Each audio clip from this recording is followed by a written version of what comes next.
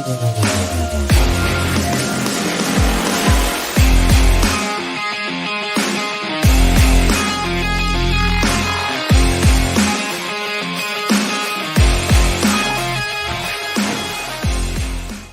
up, everybody, and welcome to a brand new episode of the Hot Mic. I am the Outlaw John Rocha, joined as always by the SNEIDER himself, Jeff Snyder. How are you, Jeff? What's up, Johnny boy? Johnny baby. What's going down, man? We got a lot to get into today. There is a lot going on. You know, you wouldn't know it, but there's a strike on still, yet all this stuff is happening around the world of entertainment. A lot of stuff we're getting into here. And of course, speaking of the strike, Deadpool 3 being delayed, but we still have a bunch of new trailers dropping that came out over the last few days here for films that are coming out later on this year. So it feels like we're in two different realities here. One where everything's getting pushed away in the future, but in the present, we're still looking forward to stuff that's coming down the road. And we've got some interesting stories to get into today. Of course, we're going to talk about Killers of the Flower Moon and review. I'm going to review the first hour because that's all I saw. Jeff will review the rest of it, but we're also going to have a Martin Scorsese characters fantasy draft. You guys have loved our fantasy drafts over the last few months. Whenever we've done them, we thought this would be a fun time to do a Martin Scorsese characters fantasy draft. So get your pen and papers ready for that as well. But Jeff, how are you feeling? How are things going on in your world here, man? I don't want to get too serious, but certainly there's a lot that's been going on this week in your world. Of course, I know that you're Jewish as well, so I want to honor and respect that. But where are you emotionally? Where are you mentally with all the other stuff that's been going on in your life right now before we start the hot mic?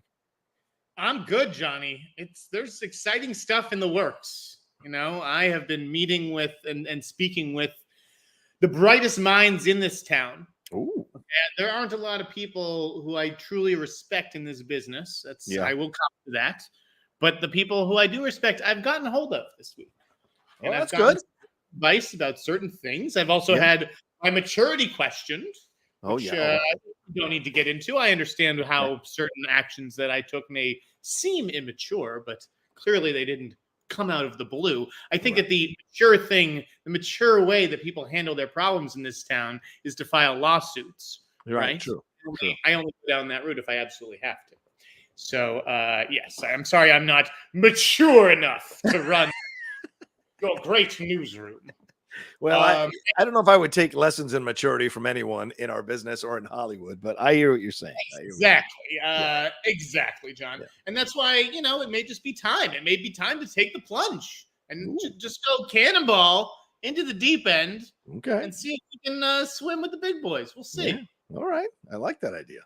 We're definitely Jeff and I have been having some conversations off mic about some Patreon possibilities. So we will be bringing that up later on in the show, but certainly it's something we've been kicking.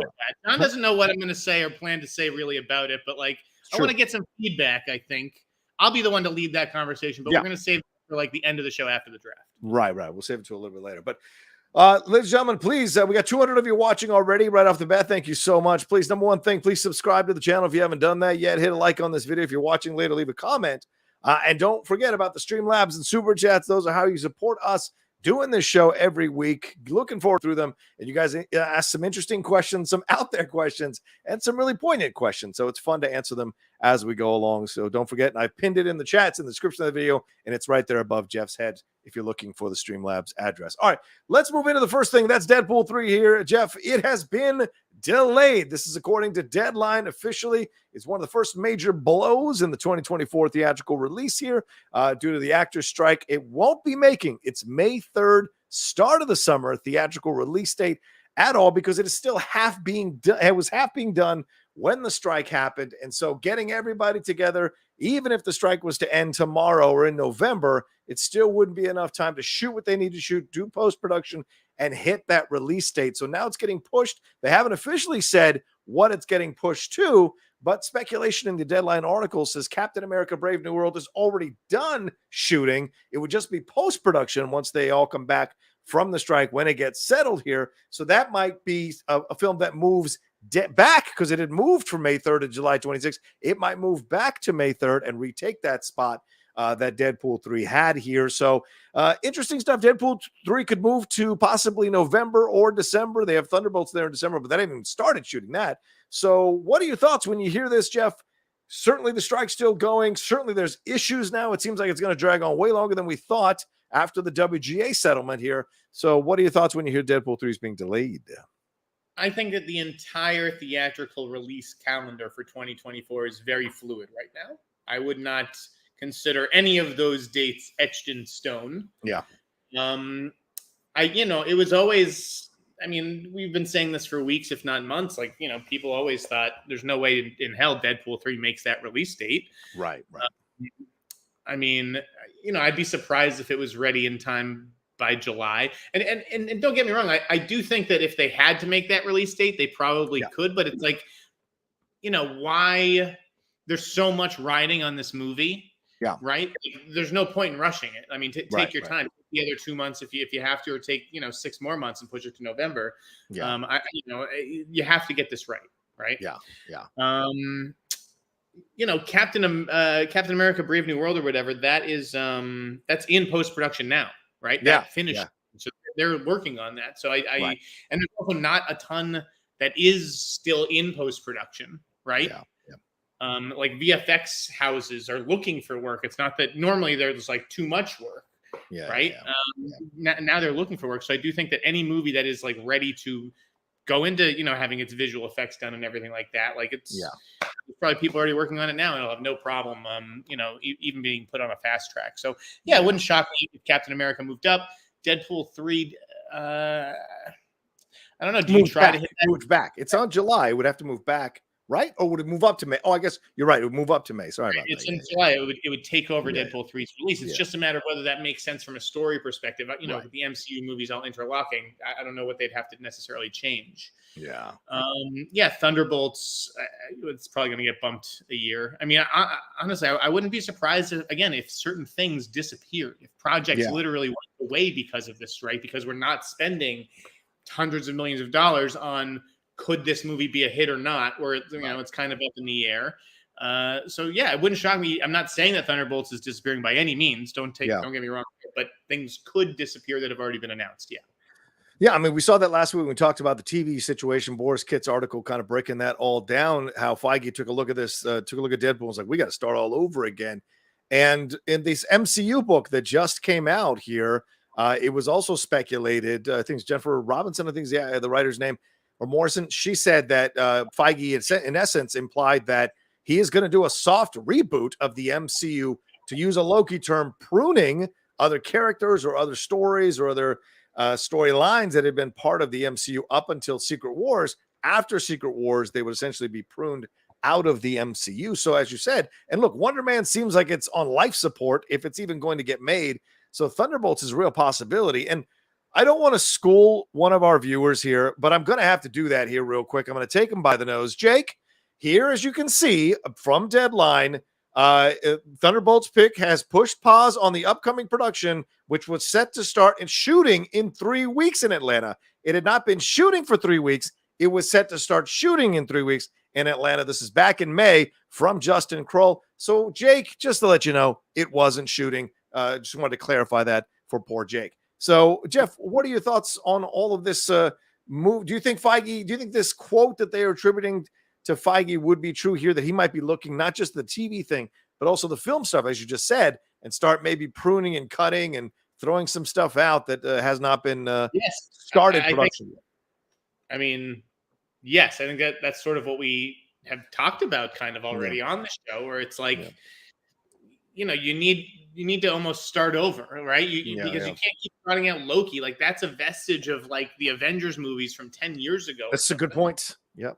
I do think that the MCU, whether you call it a reboot, a soft reboot, any terminology, obviously that MCU book has been getting great reviews. It's doing very well. And it seems to be very thoroughly researched, but at the same time, like, it's not like any of those three writers are known for breaking a lot of Marvel news. Yeah. Right? Being handed Marvel news, maybe not breaking Marvel news. For a book, to promote a book maybe or whatever. But I just listen. I think that Joanna's probably right, but I think that was kind of like self-evident. And yeah, obviously it's going to be a new thing when the Fantastic Four and X-Men take center stage, and it's no longer Captain America, Ant-Man, the members of the Avengers and the people that we've had for the last 10 years. Do you think it'd be a colossal mistake to bring back Evans or Downey Jr. or any of these people to retake their mantles? mantles? A colossal mistake, because obviously those characters are beloved, right? Yeah.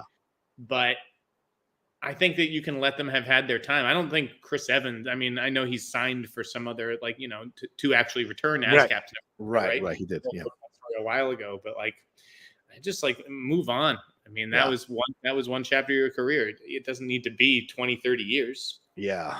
Well, let's stay in the vein of Marvels here. Let's keep it going here. We'll see what happens to Deadpool 3. Certainly there's a lot to come back. And Sean Levy, I don't know. He keeps saying he's going to make an R-rated. I don't know if I've seen Sean Levy necessarily do a good R-rated movie. We'll see. We'll see how that plays out. I know the next story that we're going to get into, but it kind of dovetails with what we were just sort of talking about, right? Where Captain America and Iron Man are beloved characters. Okay. Right. Now, I'm not a 14-year-old girl. Maybe Captain Marvel, they love her in the middle schools and the high schools. But from my vantage point, that is not a beloved character. That's why we have quotes from Brie Larson, which John's going to read, where she says she basically wants out. Nia DaCosta is already sort of distancing herself from the movie, which is tracking to open decently, I think, for what it is in the post-pandemic world. But anyways, I'll let John set this story up properly. No, just hitting two things. Jeff already kind of teased one thing, but the other side of it is that the Marvels, which, by the way, November 10th,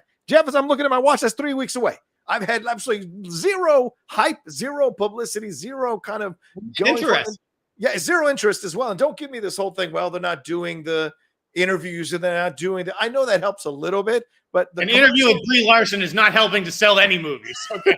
That's fair. I don't know if anyone's watching the Lessons in Chemistry show on Apple TV, so who knows? But yeah, the situation here with the Marvels, as you're looking at it, this is according to the Hollywood Reporter, it is now tracking to open in the $75 to $80 million range in the latest box office predictions here. NRG has it at 72 to 88. The Quorum thinks 80 to 90. And this was directed by Nia DaCosta. And look, shout out to everybody who is trying to get people to go see this movie, to support having a Black female filmmaker get more opportunities to direct Marvel movies. And I think that's great. I actually think that's awesome. Whether it's going to work, I don't know. A lot of people tried to get people in the theaters to see In the Heights, to see West Side Story for Latin representation, and people didn't show up. So I don't know if necessarily the Black community is going to show up like they did for Black Panther to support Nia DaCosta. And I don't think she's a big enough name yet where people would necessarily go in mass for this character. I don't understand this impulse where I go pay a movie ticket to support a story or an actor or a filmmaker, not a community. I don't go when I go see a Jake Gyllenhaal, I'm here to support the white community. What? Well, I don't understand that. You all have been supported since the dawn of the fucking industry. It's a difference. You know what I'm talking about. If I was, I wouldn't go see Blue Beetle because I'm trying to support my community. I'm trying to support a story that I think looks interesting, or an actor, or a character, or a filmmaker. I don't. So you know what I mean? Yeah. Well, fair point. But just that it's not tracking that strongly. Looks like it, they said the majority of MCUs, 25 of them have opened to about 100 million or more domestically, with 8 movies coming in at 150 million or higher. So the last movie that didn't open to 70 million or more was Ant-Man in 2015, that ended at 57.2, but it still made enough money. And this is coming right after, Quantumania, Love and Thunder, Secret Invasion. It doesn't seem like it's the right time for this film to be coming out, and we'll see what the response is. But Brie Larson also said in a new report, she claims that she's, quote, disillusioned with playing the superhero Captain Marvel after negative backlash following the film back in 2019. This is in the same book that we were referencing earlier, MCU, The Reign of Marvel Studios. By the way, to anybody who's watching, my birthday is on Monday, so if you want to send me a copy of this, I'd be most appreciative. She said that Brie Larson grew, quote, disillusioned with playing Captain Marvel after receiving these online attacks, and has been considering giving up her role as Carol Danvers for some time. This is according to Joanna Robinson, who was on the Watch podcast there. They put her in a prominent place, and I don't know if Brie Larson was the wrong person for the role necessarily, but the toxic backlash means that Brie Larson doesn't want to play Carol Danvers anymore. So that's an interesting revelation too, Jeff, because she gives the front that this stuff is ridiculous and these are neck beards and man babies, and they don't matter. And the film did make $1 billion. Yeah. But on the same, but as a human being, it must get just overwhelming to constantly be negatively reacted to about a role. You know? Of course. And I don't blame Brie Larson for feeling that way if she does in fact feel that way. You know, it's like, but I think by any, like, that movie performed better than anyone thought possible. 100%. Yes. Yeah. And I still think that tracking to 70 to 90 or wherever, you know, whatever the numbers were that you said. Yeah. I think that's good. I think that's good in a post-pandemic marketplace for a sequel to a movie that, like you said, wasn't terribly well received. I thought the first Captain Marvel. Yeah, it was okay. Yeah, critically, it was not that well received. Certainly, it made $1 billion, but and also coming at a time where the MCU is a bit down, and you know, I don't think that that's on her. Like, no, of course not. No, yeah, like she delivered, and so it's like, you know, when Joanna or whoever is questioning whether she was like the right person for the role, is that because she didn't have the fortitude to put up with these online attacks and stuff like that, or is it like she's not a fit for the character? Because I think the box office would dictate that she is a fit. Yeah. I liked her in Endgame and Infinity War. I thought she really did a nice job with the role under the tutelage of the Russo brothers. I think the two directors for the first Captain Marvel movie were not the right directors. I've known them since they made Half Nelson, and like, they are not.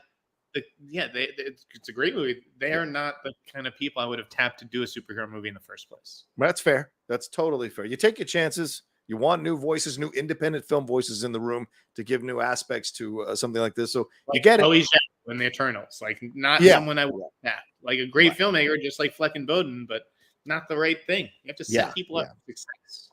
I would be. Here's my prediction. I don't think it's gonna. I don't know, man. I have a weird feeling that it's not gonna even hit 70. I just have this feeling. These prognosticators and whatever, and the tracking and all of that. I have a feeling it might not hit 70, or if it does hit 70, it's going to be in the low 70. Just this feeling of apathy about Marvel that is all of a sudden consumed, or what I sense has consumed a number of the film going public, is interesting. And of course, Jeff, we're politically so divided. So a film with 3 women in the lead, diversity, all of that, the woke people who go crazy about that shit. I mean, it's really fighting an uphill battle. I'm not going to say that you're crazy. Even if it gets a good reviews, I think it's still going to struggle, is my opinion. Here's the thing. There's a couple things where I think that benefits it. Okay. It's been a while since the last Marvel movie. It's been 6 months, right? Since Guardians. Right, which people loved, but understood that was the end of a chapter. A little bit of a pent-up demand, right? Yeah. Well, you know, even the DC movies, there have been other comic book movies in the interim, but no one saw the Flash and Blue Beetle, really, right? Right, yes. Yeah. Right, so it's like, there's a bit of a pent-up demand for it, and also the fact that Dune is gone, right, really sets this movie up for success, because there's not a lot of big tentpole movies, right, this fall. Yeah. So I think that it is going to hit 70. I think it's actually going to do, you know, open well. I don't know whether it'll have legs. It'll probably have a 60% plus drop or whatever, but I do think it will open big. Yeah, and I want to say real quick, I'm not cheering for it to fail. I would love it if it opened with 90 to 100. To support it, but I just have a feeling, and what I'm sensing, I don't necessarily feel that kind of buzz that people are going to run off to go see it in the theater. No buzz. It's because the movie doesn't look particularly good. And again, I try to see all the Marvel movies, and as I've said before, I'll go see this one if they send me an invite or whatever. But if I have something that night and I miss that screening, am I going to buy a ticket on my own or wait until it hits Disney Plus? Probably wait. To be honest. Tell the truth. Okay, so we'll see. I mean, we'll see what happens with that, because Marvel now all of a sudden just kind of in a state of flux, and issues going on with how people are receiving the content that's coming out. And I would love to see what the numbers are for the book that Joanna Robinson and those 2 other writers wrote, and see it's doing great. The book, it's on like the awesome. bestseller charts or whatever, which may be the lesson. Like, should I write, you know, a book about Marvel after, you know, a decade on the front lines reporting on this stuff? That'd be great. Jeff Snyder's POV on Marvel would be great. The snipers already feel like the target on me. All right, let's hit some of these Streamlabs super chats real quick. David _Dranow says, and David, good interaction with you on Twitter. He says, 3 years ago, I submitted a rumor that Disney was considering a live action Gargoyles reboot. Snyder said it was overrated on the Rumor Mill show on the old Collider Network. He said he didn't watch it. I didn't watch it. Who cares? We don't need it. Well, what do you think now, Jeffrey, with the news that this week Disney Plus said they are working on a live action Gargoyles show? Love you guys. Peace. Jeff, do you even remember that episode? I'm sure I do. And I was going to say, I don't love what Disney is developing. I know that I wish I had other examples that don't come to top of mind right now. Well, they're developing these middling sort of okay, The Rocketeer is another one, right? Yes. That we talked about last week. I didn't grow up with The Rocketeer. That wasn't like a thing for me. This wasn't a thing for me. Like, these are like, Disney is reaching. They're stretching. Okay. Yeah. This is the 100-year anniversary, right, Jeff, of Disney. So, like, you would expect, because I'm trying to find it right now. The announcements they had this week of the stuff that they were going back to develop, and it was a bunch of animated stuff that they are going to. Right, exactly. Yeah. That's what I'm saying. It's just like they've stopped innovating, and they're just like, oh, well, we did this in live action, so let's do an animated version. And we did this in animated, so let's do a live action version. And it's like, tell some new fucking stories. And to, obviously they are telling new stories, here and there. Right. But yeah, revisiting the library and just trading mediums back and forth. I don't think that's the key to success that they think it is. Yeah, Moana is one of those ones that's certainly in motion here with The Rock and what have you. But yeah, there's quite a number of them that they're looking at now, and you're just like, why is this happening? Why is this going forward? So we'll see. We'll see what happens with that as it goes along. All right, let's see. Mike G said Robert De Niro versus Bobby Downey Jr. Who do you got?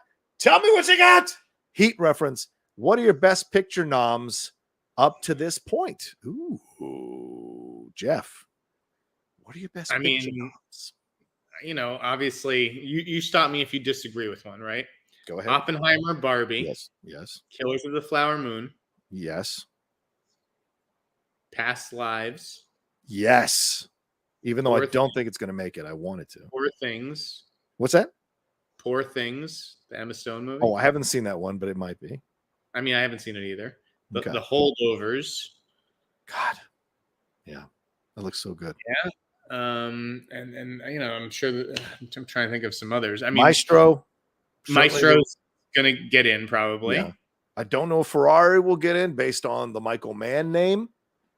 I think it has a possibility. Napoleon looks fucking incredible. I think that'll get in. You don't think Napoleon is going to make Best Picture? No. You're an insane person. If this is Ridley Scott, top Ridley Scott, that fucking thing is going to ride in to Best Picture nomination. I don't know that it will be. American Fiction, which won the TIFF award. The TIFF award. That's obviously I'm seeing that tomorrow night. I'm looking forward to that. People think Zone of Interest. I don't think that that's an awards player whatsoever. I mean, that would be like ice cold to the touch. Yeah, I don't think people want to glorify something. As an awards play, I think Nyad could be an awards play, and All of Us Strangers could be an awards play. And I'm sure there's one or two others that we're forgetting. But I want to uplift something Jeff said last week, just to let you all know. Nyad is out this weekend. So if you live in a town where it's showing, go and see it this weekend. I just got the notification that it's going to be here in San Diego this weekend. So if anybody wants to make a bet with me, if you want to make a bet with me on Napoleon, I will. What do you want to bet? $50? What did I think that Nyad gets nominated for Best Picture? No, Napoleon. Oh, Napoleon? Yeah, steak dinner. Whatever you want. A big steak dinner. Steak dinner. Okay, deal. Steak dinner. Napoleon. Not a nomination. You say a nomination. Something above Outback, but below Morton's and Chris. So somewhere in the middle there. Some steakhouse in the middle there. Done and done. Mid-tier steak dinner. Yeah, mid-tier steakhouse. There's no way Napoleon doesn't get nominated. If it's good, again, if it's good, I think it'll get nominated for Best Picture. Okay. Nyad, I think, has no chance at all, but who knows? I think that's the little movie that could this season. That's what I think. Those two know how to make a movie. I mean, did you see it yet? No, I haven't. I'm going to see it this weekend. No, I haven't seen it. You make Free Solo and then you make The Rescue. Like, you know how to make a movie. And when you're and I've heard this, when you're like a filmmaker like that, you've never worked with actors. Yeah. Right? they're not going to sit there and tell Jodie Foster and Annette Bening how to act. That's true. They sat back and they like, you guys do your thing. Like, what the hell do we know? We'll just turn the camera on. It's like, that's to their credit, because I think a lot of filmmakers would come in and over direct, trying to prove themselves. Like, oh yeah, I come from the documentary space, but I can still do this. Right. They acknowledge what they don't know, and I think that's a strength in directing. Yeah, fair point. Strength in anybody, really. Rocha Snyder Kenobi donated. He said, "Hey brothers, any sweet Star Wars movies news? Please tell me something good is coming, Jeff. New directors or writers, you all are beautiful people." I don't know that you can say anything, Jeff, because the actors are still out on strike. So I don't know what news you might have, but do you possibly have anything? Do I have anything? I mean, you teased a really big story last week, and I don't know if you can necessarily do it this week yet. So no, I've agreed to hold my tongue on what role Taylor Swift is playing. No, I'm just kidding. No, someone reached out. We'll call them George. Okay. George. Yeah. We'll call them George. That'll be their spy. George reached out because they anticipated this question, and they said there's no news right now at the Star Wars universe, and Kathy are just focused on restarting their projects and getting them going post-strike, and getting the writers, this is what we want to do, this is where we're going, that kind of stuff. So no, there's no casting news, there's no new director news. So just sit tight. What was the Star Wars article that was interesting that people were talking about? I don't know. I haven't read much on the Star Wars stuff this week. I've only read the only stuff I've heard about, which I'll ask you about, John, because I want your opinion. Are these Matthew Vaughn quotes where he's like, Star Wars is the Skywalker family, and stop trying to treat that like it's so sacred and can't be rebooted. Let's recast all these characters. Yeah. What do you think of that? Is that sacrilege, or is that? No, I've been saying this for well over a year now on numerous shows, on my channel or other channels, that enough is enough already with the preciousness of Luke and Leia and Han and Chewie. All this nonsense has to stop.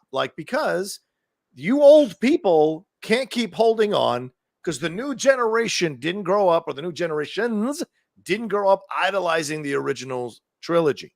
They don't have as strong of a connection to Luke or to Vader or all this kind of stuff. They just don't have it. So recasting, so you can tell interesting stories to fill in the gaps, I think makes all the sense in the world. And by the way, I think Disney has been slow rolling that out by having a Princess Leia who's a 5-year-old or 8-year-old, whatever she was in the Kenobi series. That was kind of their first shot across the bow. Then you have a live action Ahsoka. You bring back Hayden Christensen to be Anakin. And you have the Luke in the AI, and people react kind of negatively to it. But then you mention Leia in Ahsoka. So to me, these are these small little things that they're moving towards doing it. And everybody needs to let it go. I think Millie Bobby Brown's going to play Leia, and they'll find somebody to play Luke. And I think it'll be angry, but if it's a good product, people will want to support it. So that's what I think. I like Matthew Vaughn, by the way. How do we get him as a guest? He's so open. I don't want to play that card yet. Well, come on. I'll get there. Believe me. Believe me. The favors are coming. You will be asked to do me a favor, and you will do it. Fair enough. All right, one more, and then we got to take a break and jump into some other stuff here as well. Let me see. Actually, let's hit one of these here.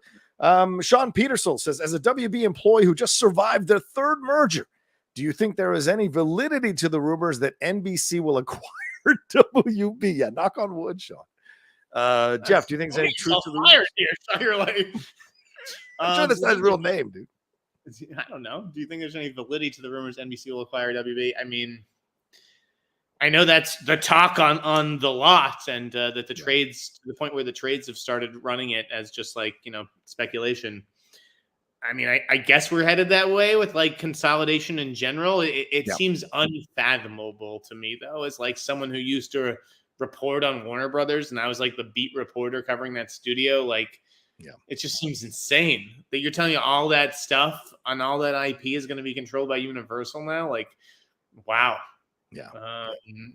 So I still think that's a while off. I know people are like, that could happen within 2 years. I'm like, holy shit. And that seems optimistic to me. That seems crazy. Yeah. I agree. All right, let's take a quick break, and we'll come back to talk some more news here happening in the world of entertainment and answer some of your Streamlabs and Super Chats down the road here. Keep sending them in as we go along. Be right back right after this.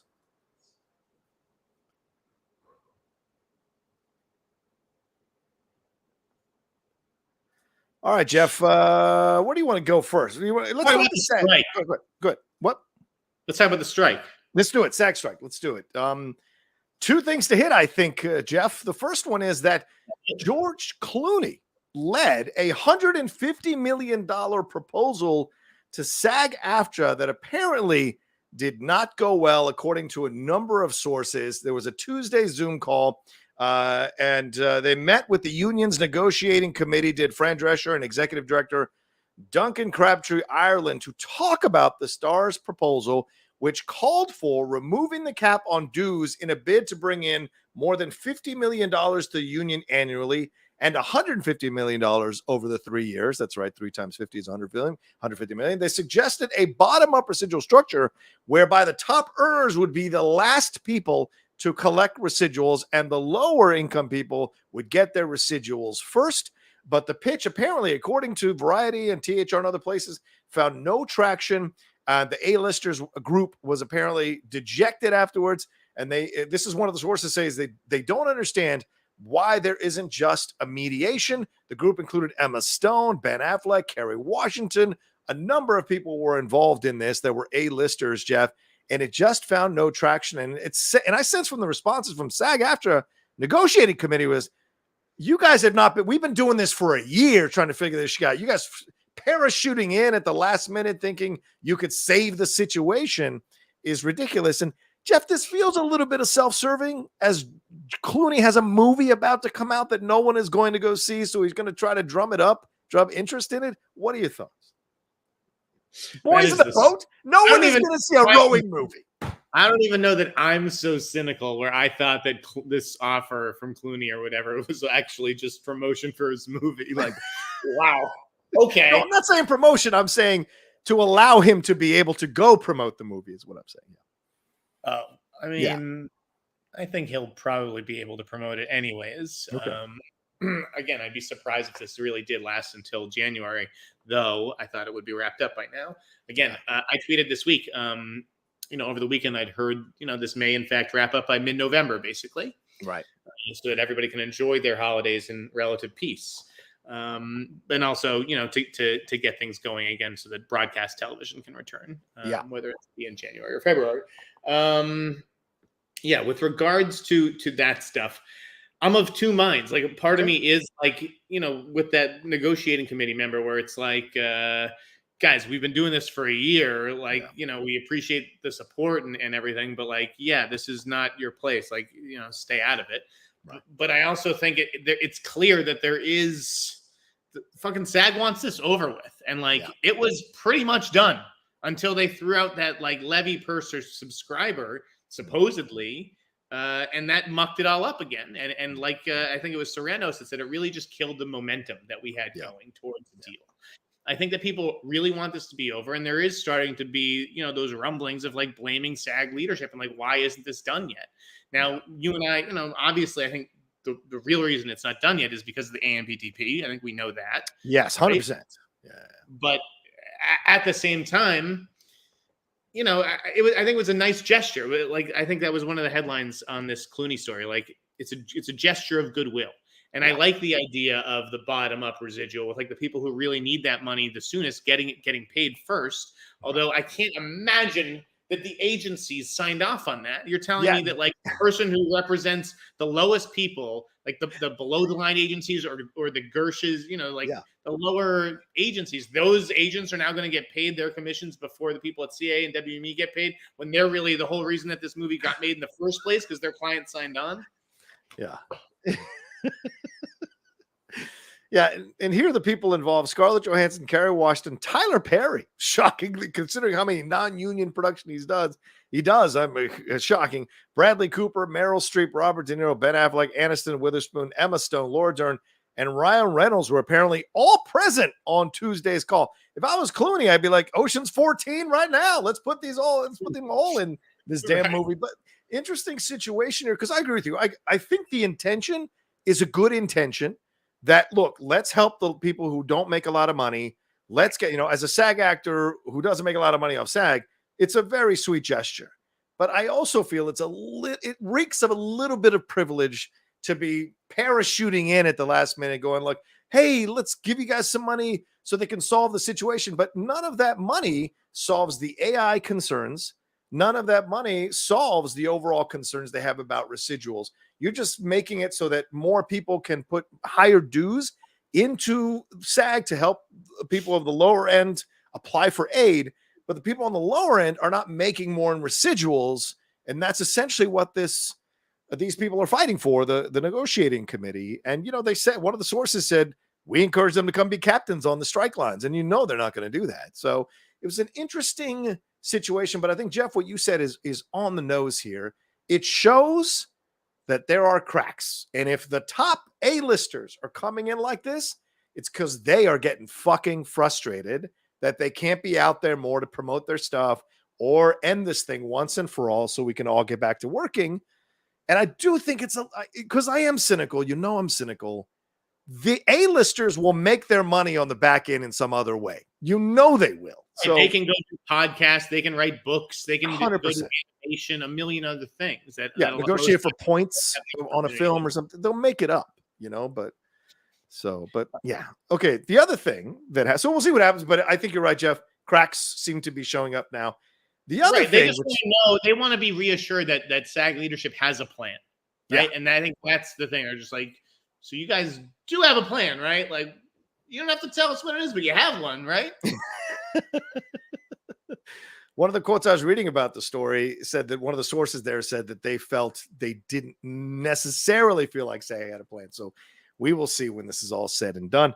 The other side of this news that came out, which I tweeted about, Jeff, apparently SAG came out and has said they want SAG actors to avoid, they released guidelines, SAG-AFTRA did, for members looking to, quote, celebrate Halloween this year while also staying in solidarity with the strike. And they are telling SAG actors that union members can hang up their Oppenheimer pork pie hats and they put away their Barbie pink. They do not want any SAG actors to dress up as characters from struck work. And this is the quote, choose costumes instead that are inspired by generalized characters and figures like ghost, zombie, spider, etc. And they went on to say they don't want SAG actors to post photos of costumes inspired by struck content to social media. Jeff, both of us tweeted about this. This is the most ridiculous thing and out of touch thing to ask of SAG actors who have been struggling all year to take an opportunity to party, blow off some steam, get drunk, and honor their fellow SAG actors and the incredible portrayals that they've put on screen by dressing up as them for Halloween. This is nonsense. What are your thoughts? Yeah, completely ridiculous. I mean, you're winning the PR war here, SAG. Like, why would you go and do this? It just, that's not the spirit of a strike, right? Like, I understand that certain movies and TV shows and companies and products are struck.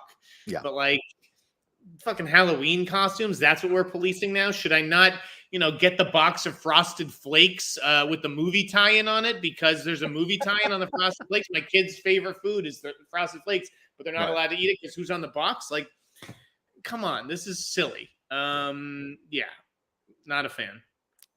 Were you surprised by this, or did this feel to you like this is yet another example where you feel like SAG is maybe starting to lose the plot a little bit? Some of the guild, some of the people involved in the negotiating, they're starting to lose the plot a little bit and maybe blowing some of the goodwill here, and they're frustrated. A little bit petty. Yeah, it's becoming a little bit petty. Like, just, I mean, by all accounts, like, get Fran Drescher out of that room. Oh, really? Is that what you're hearing, that she's not doing so well in that room? Oof. It's, she's taking it personal, and she can be a tough cookie. Which, maybe SAG needs, but I don't know that it's helping get things done. Right. Yeah. And one last thing on this, a number of articles came out quantifying the separation or the division between SAG-AFTRA and AMPTP right now in terms of their proposals. It's about $480 million a year, not overall, a year, that their proposals, that's the difference between their proposals. 480, that's the divide right now that they have to find a way to bridge here, Jeff. That's an incredible number, $480 million. That seems like they are way off. And it's tough because here's the thing. Netflix can raise its prices, right? Which they are doing. Yes. Right. That was one of our stories this week. Yeah, we're going to get to that. Yeah. Raising its prices. NBC can't really announce a price increase. Yeah. You know, like, yeah, they can raise the price of Peacock, but like they basically have to work with like cable operators, you know, to start charging more. You know, if the broadcast networks need to make up that money somehow. So yeah, it's tricky. Yeah, it's easier for Netflix to make it up. Yeah, it's true. Well, let's move on to that. That's cost too. Like, you know, network television has a certain set number of hours that they have to fill, and they have to fill that, you know, every year. Whereas Netflix, they're like, okay, well, 1 year we could spend 18, and if we need to make up $1 billion, then instead of 18, we'll spend 16 the next year, or 15. You know, you're not really going to notice that much of a difference because they have so much shit anyways. Yeah. Well, let's move on to that since you opened the door to the Netflix conversation here. Netflix added 8.76 million customers in the third quarter, far exceeding the forecasts from analysts over how much they were going to be adding to that quarter. And now they're at 247.2 million overall. But they also announced, and the shares of Netflix rose as much as 13% to $392. They're up more than 17% this year through the close of regular trading. But they also announced that they are going to increase the cost of their most expensive plan in the U.S. by $3 to $23 a month.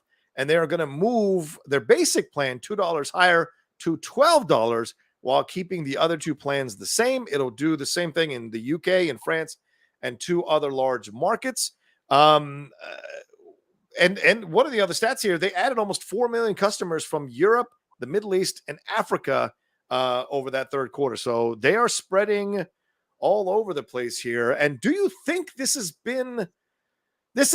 maybe why Sarandos and them did this? It has been such a prick about the strike, because if people can't go to the theaters, they can sit at home and watch the streaming content. And when all these streamers are starting to lose money, Netflix, who has been there from the beginning, that is the old reliable, and increasing their subscribers exactly. so high. So tell me that. And that's the thing. It's like, even in terms of screeners, Netflix is smart. Okay. I've canceled all these other streaming services, mainly because they don't have anything for me to watch right now, or I get it via a screener. Gotcha. I don't get Hulu screeners, right? So I will resubscribe to Hulu as soon as Fargo starts in like November. Oh, right. Yes. Right. Now with Netflix, you actually have to be an account, like subscriber, for me to even get my press screeners. Yep. Right. So like that on its own, I think is more clever than a lot of the ways that these people are doing. Not that the press represents like a huge chunk of Netflix's business. True. It's minuscule, right? But what I'm getting at is it is so much easier to unsubscribe from the other streamers, whereas Netflix is the old reliable. It is the last one that you're going to cancel, most likely. Yeah. It's also seemingly like the easiest to use. I think a lot of other streaming services would sort of love to have its design and backend, basically Netflix. Yeah. So they have a lot of like movies too this fall. As far as like the shows, I don't know what everybody subscribed for this. They don't really have a lot, but like I know House of Fall of Usher was big, One Piece. Yeah. Right. And those are like different audiences than, Squid Game or things like, One Piece is a different kind of audience hit for them. So maybe it's just that, it's the last streamer that you unsubscribe from. It's bringing in different kinds of content to bring in new kinds of fans. And like you said, it is expanding into these territories, way quicker than the other streamers. Yeah, I mean, you've got Suits is becoming massive, finding new life on Netflix, showing up in the Nielsen. I mean, the ratings are so high for Suits, it's showing up in the Nielsen ratings. Ballers has found a second life. Their Love is Blind is come back. It just finished up at season 5. The Great British Bake Off is showing right now, which a lot of people love. The Great British Bake Off. So there are low cost reality shows too. Right, exactly. And The Crown's about to come in November, which I can't wait for to finish off its last season. So there are some prestige and there are some, how can I say this, multiple season shows that bring people back and keep them subscribed. And they smartly also went out and grabbed a bunch of foreign content in anticipation of the strike. And you saw all that in their new releases as well. They've got a bunch of new documentaries, some new shows that have popped up as well. So they're constantly putting stuff in. And yes, Fall of the House of the Usher has gotten a lot of, Fall House of the Usher rather, has gotten a lot of love over the last few weeks. So yeah, it's pretty big situation there over on Net. Here's Fall House. Big Vape is the number 2 show on there. Beckham, which I watched, was an awesome documentary series. Lupin season 3 is back. Love is Blind, Great British Baking Show, The Murdaugh Murders, Shane Gillis, who you love, number 9 here, Virgin River, and Pact of Silence. Those are the top 10 shows there on Netflix right now. So as of by the way, I do have to take issue with some of, like, I don't know if it was Sarandos or whoever said, as far as this earnings report goes, and like how data streamers are going to have to reveal more data and more viewership information and stuff like that, right? Right. I don't trust that. He's like, we've already started moving towards that with our top 10. Top 10 is bogus. Do you believe that top 10? No, I don't believe anything Netflix tells me about any of their numbers until I actually see it. Actual data. I don't believe a thing they say about their numbers. They can manipulate that top 10 so easily by they can, with the flip of a button, make sure that whatever hot show that they need to get numbers on, it auto plays after literally every single, it doesn't matter what you watch, they can have that auto play.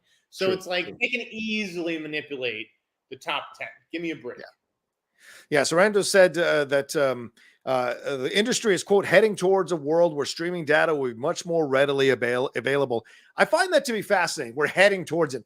You can open the books right now. What are you fucking talking about? We're heading towards it. You can absolutely open the books right now, show people what the streaming data is in all of this. So it's not like he's doing us a favor by fighting the good fight to get those books open. You could totally open the books if you wanted to. So it's just an interesting situation.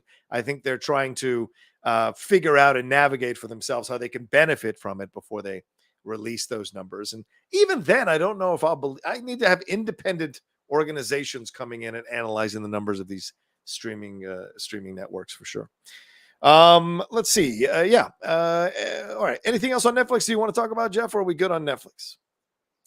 We're good on Netflix, but let's talk about this Apple stuff since it just broke. Go ahead. What's going on? That they unrenewed the Jon Stewart show. Yes. For season 3. And then basically they wanted to make sure they were aligned on certain topics and guests for season 3. And Jon Stewart felt like, I want full creative control of the show. I want to have whoever I want on, and we're going to cover any topics that I want. Yeah. And Apple basically threatened to, cancel the show if he didn't get on board. And, in lieu of that, he decided to walk away, with his integrity. So, I didn't really watch that show. I've never been a big Jon Stewart guy, to be honest. I know that's blasphemy.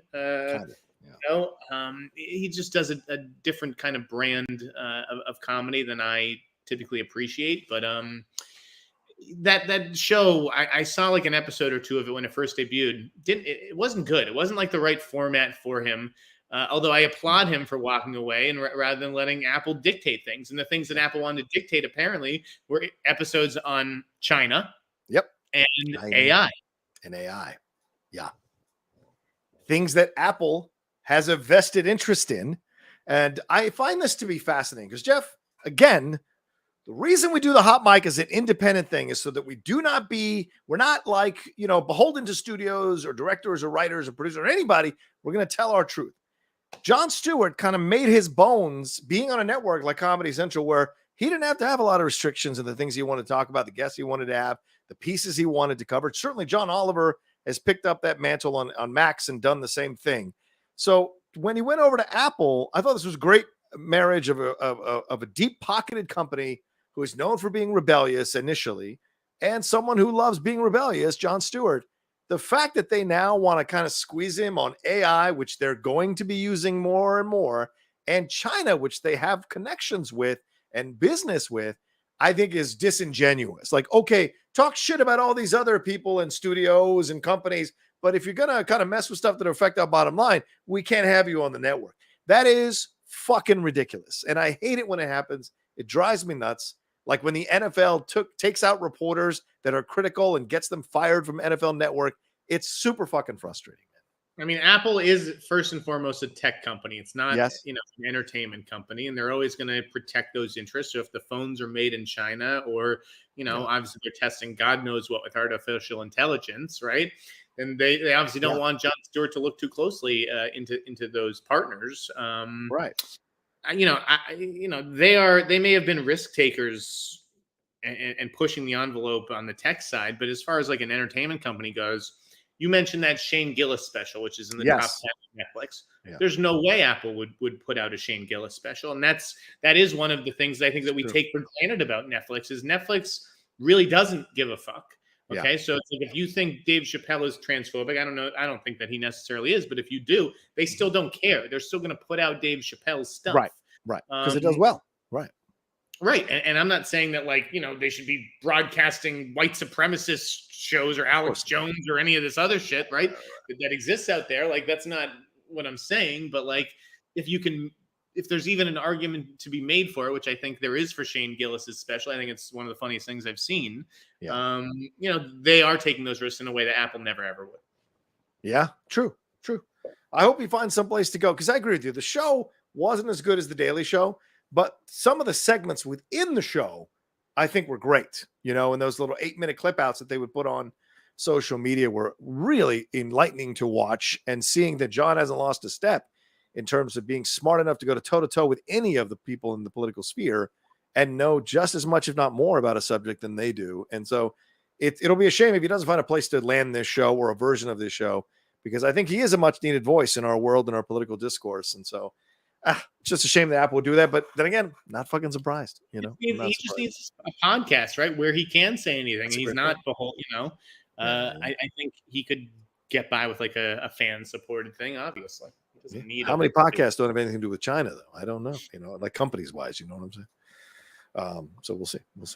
All right, where else shall we go here, Jeff? What are you feeling now that we've done SAG?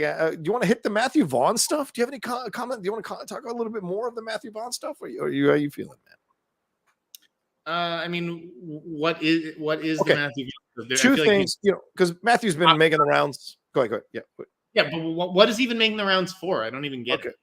Yeah, it's, I think, for Argyle, right? He's just doing a little bit of early kind of conversations. He was on the Happy, Sad, Confused podcast, number of other shows here, having conversations. And he talked the Star Wars thing for sure, but then he also revealed two things, one to do with Superman and the other one to do with Halle Berry. He said that he pitched a trilogy of Superman movies, and WB said they weren't interested. His villains were Lex Luthor, Zod, and Brainiac. Our big idea was that Krypton doesn't blow up. It does eventually. The dad was right, but he got his timing wrong. When Superman is grown up, suddenly there's a mass exodus and all hell breaks loose. That was their main idea. And the other thing he talked about was the Halle Berry situation and how she was tricked to come back, or they had proposed tricking her to come back, the producers on Last Stand, X-Men Last Stand, by acquiescing to Halle Berry's demands that there be a scene where Storm brings water and food to kids in Africa to save them. Did she demand that, or did they just they figured she's going to love this? You might be right. Here's his quote. One of the main reasons I quit X-Men 3, and this is a true story, I went to an executive's office and I saw an X3 script. It was a lot fatter. I asked, what is this draft? They were like, don't worry about it. So I grabbed it and opened the first page. And it said, Africa, kids dying from no water. Storm creates a thunderstorm to save all these children. I thought it was a pretty cool idea. I said, what is this? They said, this is the Halle Berry script because she hasn't signed on yet. This is what she wants it to be. And once she signs on, we'll throw it in the bin. And I thought, if you were going to do that to an Oscar-winning actress who plays Storm, I quit. So it sounds like maybe her people demanded a scene like that in the film for her to come back. And then in the end, they were just going to trick her with it and throw it. And by the way, she was in X-Men Last Stand, and she was a co-lead with Hugh I mean, Jackman. listen, So, you get that as a director, if you're Matthew Vaughn, yeah, you might walk away from that. And kudos to him for doing so. But as a producer, a tip of the hat, a genius move. Right. I mean, as a producer, you don't need to necessarily have that trust that a director has with their actors. Your job is to get the fucking star back for the movie. Commissioning a whole other draft full of scenes that are never going to get made. that's dirty pool, though, man. You fuck with an actor's sensibilities, man. It's dirty pool, but actors sign on to projects and the script changes. I mean, maybe entire scenes aren't taken out or people aren't bait and switched like that, but the script is always changing. So true. All right. Pretty clever. Pretty clever. Remind me not to trust you when you tell me you're going to do something. Remind me not to trust you. DTA, man. All right, let's see. What else? Oh, yeah, we should talk about this.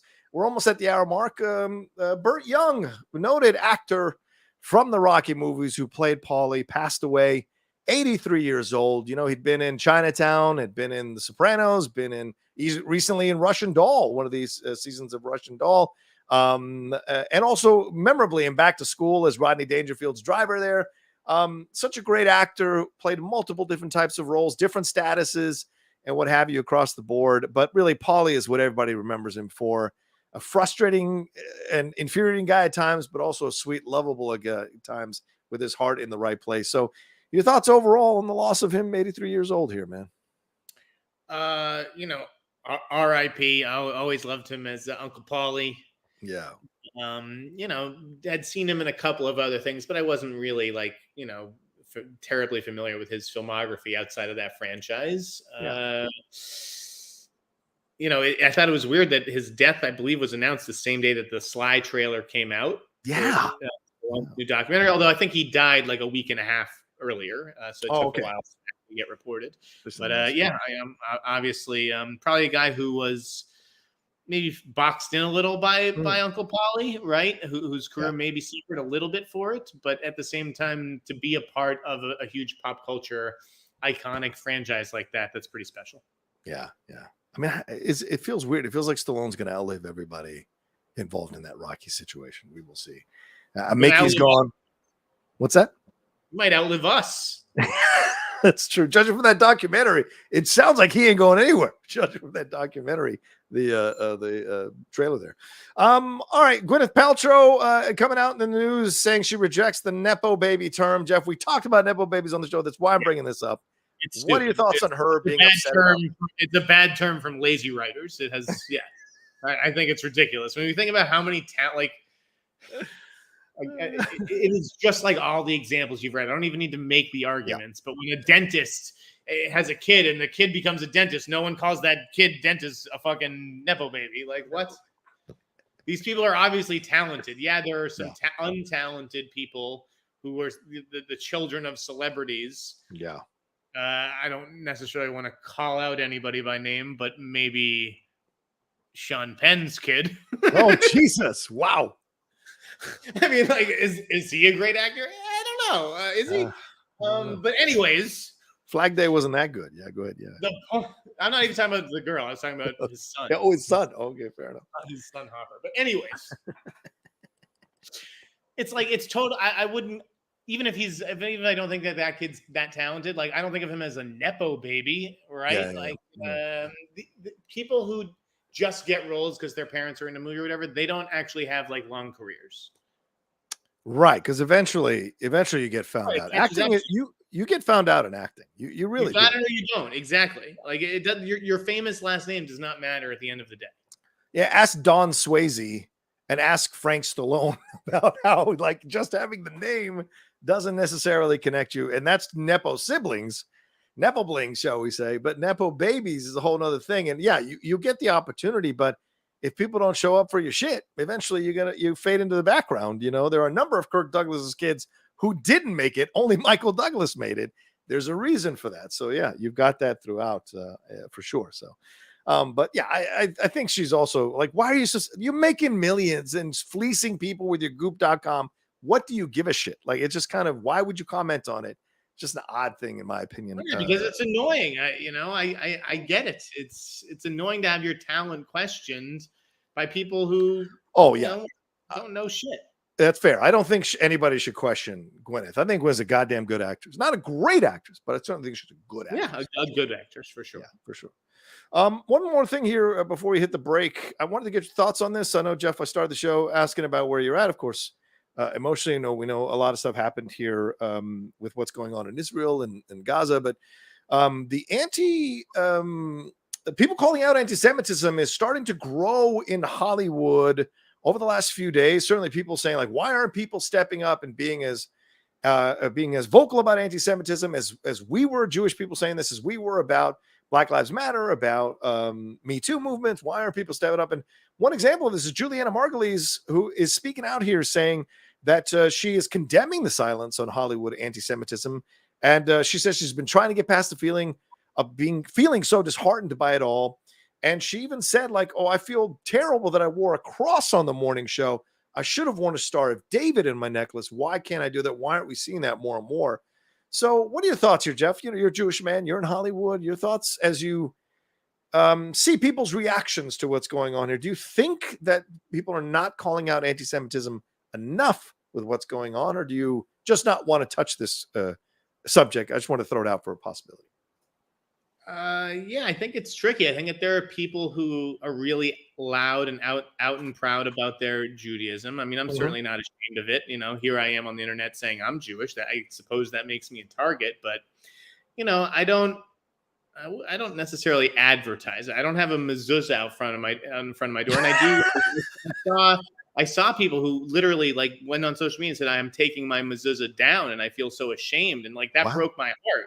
Right. Wow. Because it's like, if you are an out and proud sort of Jew, kind who would hang a mezuzah, you should, feel confident, leaving it out there. 100%.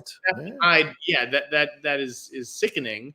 I think it's just something that we've always lived with. Like, that was sort of like, that's the thing that they tell you, as soon as you're old enough to comprehend that, like, listen, the Jews are not the world's favorite people. And there's always going to be anti-Semitism. It's not going anywhere. Yeah. And so maybe that's why people aren't calling it out as much right now, because it doesn't feel like anything new, even though this is obviously like, with the Israeli Hamas war, it's like, reached new proportions maybe during our lifetime. Yeah. It's a shame. It's a shame. But like Julianna Margulies and like the cross or the Star of David, I don't know, like which one would your character wear? Right. Like, what was the character? And if the character, if she's Jewish and the character isn't Jewish, then talk about that with the writers or the producers. Like, is there any reason that this character can't be Jewish? Yeah, sure. It's a tough situation for sure. So I get it, though. I get wanting to kind of speak about this and maybe use the opportunity to highlight this a little bit more and maybe put it in focus. And I think that's absolutely commendable of Julianna Margulies. It invites more hate, like, and my heart goes out to our dear friend Roxy Stryer. Like, oh my God, right. And the messages that she receives, and obviously she has a lot more Instagram followers or whatever than I do. Right. But like, well, you don't look as cute. I don't know how I would react if I got those kinds of messages that she gets. 100%. I think a lot differently, and I may do exactly what she does, which is like be almost more defiant. And be like, oh, you think you're going to come after me? Like, well, let me put it in your face more. Roxy's a fighter, man. We both know that. I should reach out to her. I haven't reached out. I heard about that the other day from Winston, and I was like heartbroken to hear that she was suffering through some of those messages and things that she was receiving, because it's fucking madness and people just want to come after her, which is such a sad thing. All right, let's take a quick break, Jeff. And on the other side, we'll talk our Scorsese stuff, answer some Streamlabs and Super Chats as well, and do a little review for Killers of the Flower Moon right after this.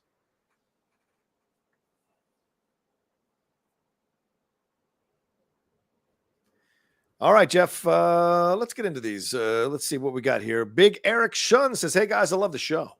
I think we are looking at an Oppenheimer sweep at the Oscars. Well, that's what I'm hoping for. Finally, time to give Christopher Nolan his flowers, as well as Cillian Murphy and Robert Downey Jr. Jeff. I do think it's time probably to give Nolan his flowers, as you say. I mean, I still haven't seen Poor Things. I do think Yorgos is a probably a good dark horse contender in the director race. I don't think Cillian Murphy's winning an Oscar for that performance. You don't? Okay. No, I do not. What about Downey Jr.? Downey Jr., that's a distinct possibility. I mean, because he has the narrative. Yes. I mean, De Niro is very good, and I'm sure that there's others who will see, later this year, whether it's Ruffalo or whoever. So I'm not ready to just call that category and give it to him, but he stands a damn good chance. He's put in the time. He's put in the work. Agreed. Mr. Torrance just says, boom. Thank you, Mr. Torrance. Tri-Tip 80 says, any more rumors on Tarantino's new film or Jordan Peele's new movie? Been a long week and would love to learn more about either or both of those projects. Thanks, Jeff. Don't even know what Jordan Peele's new movie is, right? Do we even have details about I haven't that? heard it. No, I haven't heard it. Yeah, no, I haven't heard it. I've shared everything I know about the Tarantino. Okay. The movie that we, harped on here for a couple of weeks, that there was just a minor update on. It wasn't really much, but it was the PTA movie, right? Where Jordan Rumi over at World of Real said that he continues to hear that DiCaprio is going to star in PTA's next movie once the strike ends. So, that's something that we broke. But would it be the first time he starred in a PTA film? Yeah, I think so. Yeah, I was thinking, I was going through my head real quick. Fredtastic says, supporting Black-led and Latino movies are a real thing. When Black Panther released, I took my whole family to see it, not just for the revenue, but for the importance of a powerful minority superhero. I will be in the theater for the Marvels. So there you go, Jeff. Get on board, Jeff. But that's what he went to see. He went to go support a powerful minority superhero. Right. It wasn't just like, I don't care about this actor. I don't care about this superhero or the MCU, but I'm just going because it stars Black people. Did this person take his whole family to the Blackening? No, most likely. Because, didn't do well. Yeah. Right. If you really wanted to support the community when you go to all those movies, it's just, you went for the story. That's why you went to see Black Panther. Right. Because you like that superhero. True. Good point. All right, let's hit some of these super chats here real quick. Let's burn through them because we have a lot to get to still. Connor Easterday says, hey guys, random question. How long have you known each other and how did you meet? Keep up the great work, guys. Shout out to your Jameis Winston avatar there. As an FSU grad, I appreciate it. Jeff, how long have we known each other? How do we meet? I don't know. What year did we bump into each other in that bathhouse? No, we met. Didn't we meet on the Schmodown? Really? Yeah, we met on the Schmodown. Immediately hit it off because we're East Coast boys and ball busters, and so it just kind of went from there. And I sensed a kindred spirit out here with these sensitive LA types. I've sensed a kindred spirit here with Jeff. So we went into it. That's about it. And then he kicked the shit out of me in a number of fucking tag team matches. Love Daggerburn says, when do you think we will see a trailer for Masters of Air? Yeah, I just got the screeners yesterday on Apple TV, so I'm looking forward to watching this thing. So it is coming out, y'all. I have not seen a trailer or don't know. Maybe next week. What do you think, Jeff? If I was them, I would do it Thanksgiving. Oh, okay. Wait a few weeks. I don't know if they have like a big show or something launching soon. But Monarch is launching soon. Yeah. Yeah, that's not a bad one to launch it with, right? Yeah. But yeah, I would imagine if it starts in January, I might start advertising it something that big around Thanksgiving. Yeah. I was hoping. I watched the first episode. You did? You liked it? Yeah. I don't think I can say anything. Okay, never mind. I did not ask you that. Let's edit that out. Dan the Man says, realistically, where do you go when time catches up to the rebooted actors? You cross them over with DC and Transformers. Anything on Ray's Star Wars movie? No, we haven't. We said that earlier. No Star Wars news at all, right, Jeff? No Star Wars movie. So what is he saying? The rebooted actors in terms of what? Yeah, well, the possibility that Universal, which does Transformers, is buying Warner Brothers, so you would have the rebooted actors in Transformers movies like Chris Evans. Universal doesn't do Transformers. I thought they did. No, is that Paramount? Paramount. Oh, okay. Well, all right, there you go. Shows what I know. I am Two Fly Cam says, hello guys. I'm sorry, but I'm bored to death with Marvel. I really feel that Disney is creatively bankrupt. Nothing but reboots and reimaginings. RIP MCU. And where's the line? Mallory Garrett says, no question. Just want to tell you all how much I enjoy the show. Thank you, Mallory. Thank you for the Thank you very much, Mallory. That's very generous of you. And is that, that's a little cute one in there. Look at that. A future hot mic listener. Mike Joyce says, thoughts on George Clooney and other actors meeting with SAG? Mike, I think we addressed that. I don't know if there's more we can add to that story, but thank you very much. Sometimes we get to the stories before you ask your questions, but please, our apologies. I'm too like I said, Rocha, you can't be serious. Reboot Star Wars, so just recast everyone and tell the same story again. So Disney really can't orchestrate an original story, huh? No, that's not what I was saying. I was saying, yeah, he said use the character. Yeah. Yeah, I don't think you were saying reboot the same story and just have him read the Star Wars script again. I don't think that's what anybody's saying. Yeah. There's a number of missing years with Luke, a number of missing years with Leia and Solo, and there's a number of teenage years with Leia that we don't have, teenage years with Luke that we don't have. There's a lot of things you can explore, still staying within the Skywalker universe, but fleshing out the story a bit more that I think could be a lot of fun. So yes, I absolutely am down with the recasting, not rebooting the original trilogy. Joel Davis says, did you ever hear when Lindelof left the Star Wars film and was replaced? Was it going to be a page one rewrite, or were elements going to remain that the new writer would build upon and rework? Jeff? That's a good question. I can go back to my source with that one, but I think I was under the impression that it would be more like a complete overhaul, like not much would be staying from Lindelof's draft. Like they were just going to kind of start over there. And I don't know why that is. I don't know if they just obviously they liked the idea that Lindelof had because they commissioned him to go off and write a script about it. Yeah. And then paid for a co-writer and everything. But yeah, I don't, I have a feeling they just were I just remember as soon as they got it, it was 2 days or 3 days later, they were like, yeah, he's off the project. And, we're bringing somebody else. Page one rewrite. Yeah. The Cali Kiss said, thoughts on Vincent D'Onofrio leaving social media? Yeah, Jeff, I've been seeing a number of people ever since that story came out that Elon is going to charge Twitter users now $1 a year, I think it was, to tweet. So D'Onofrio did beg off. A number of other people have already left Twitter as well. What are your thoughts on this? Vincent D'Onofrio can't afford it. The Kingpin can't afford $1 on Twitter. Listen, I see people all the time. This is my last tweet. It's been fun. I met some good people here. You can find me over at the Blue Sky. Then they go a few days without tweeting. And then it's like, as it turns out, about 40 people followed me over to Blue Sky, and I have thousands of followers here. I guess I'll just keep tweeting here. I mean, I've actually screenshotted some of these just for when these writers come back. Did it this week, and I was like, yeah, okay, this is your last tweet? Sure, buddy. Okay. Elon's got you. So you know what? You may not like giving money to the world's richest person, but that's why he's the world's richest person. He figured out what you pay for, and most you're going to pay the fucking $1. Yeah. I think inherently, right? It's for new subscribers. Yeah, new subscribers. Well, what is everybody freaking out about? I don't know. Cancels his accounts. It's because he'll have to come back, and then he'll be a fucking new subscriber again. Maybe that's what it is. Yeah, I'm close to paying the. I don't want to, but I'm close. Mr. Poppy says there are benefits. There are many times I've tried to pitch someone or find it or talk to a source and DM them, and it's like, oh, you can't anymore because this person doesn't follow you or whatever the fuck. It's like, is it worth it? Probably. Is it going to help put my account into more? Is the algorithm going to sort of highlight me more? Yeah. So I don't understand. You're paying for something, you're getting something. Yeah, it's true. It's true. Mr. Poppy says, if Marvel moves up Cap 4 to May, do you think all the special effects will be ready in time? Hashtag South American Jewish Connection. Respect. Yeah. Thank you. Yes. Thank you, Mr. Poppy, which, what a name. I love that. That's, I used to be my nickname in high school, Mr. Poppy. Oh, Jesus. Go ahead. Yeah, I don't see why Cap 4 couldn't be ready because, like I said, there's so many VFX houses that need the work. They're looking for big projects like this to work on. Yeah. So I think that the runway is clear for a Cap 4 move to May. Yeah. They don't like to give up those big release dates, Yeah.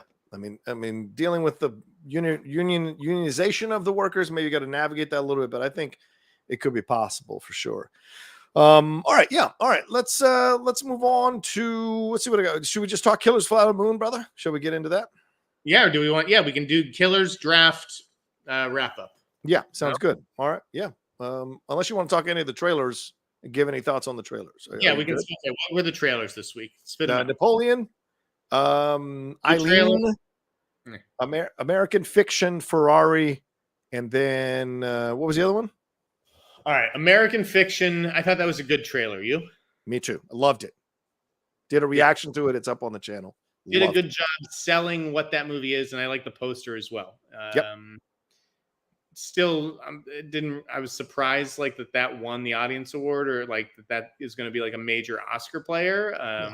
But sure, Jeffrey Wright looks really good in it.